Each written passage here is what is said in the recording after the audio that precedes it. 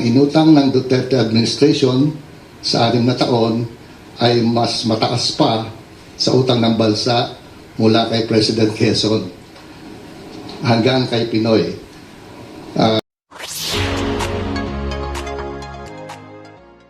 Yung iba hindi nila naiintindihan. They think it's a simple matter, but government loans is a very serious matter. Why?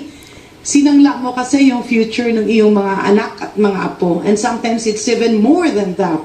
Hindi pwedeng may blanket authority lang yan. Just like what we saw in the pandemic.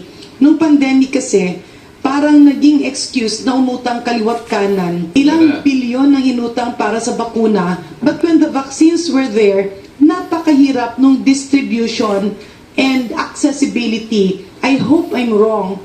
But apparently, there was the intention of creating an artificial shortage. Walang stock, syempre may demand yung tao, bibili ka ng sangkatutak. Ang pinakamalaki nating harang sa ating paggalaw at pag-unlad ay yung sangkatutak na utang na hindi naman natin alam kung tayo ay nagbenepisyo, pero pilit na pilit at wala tayong magawa, hindi binabayaran ng ating bayan, ng ating mga kababayan. Dapat nga talagang imbestigahan ang pinakamagaling nating presidenteng si Duterte kung saan napunta ang mga utang na yan.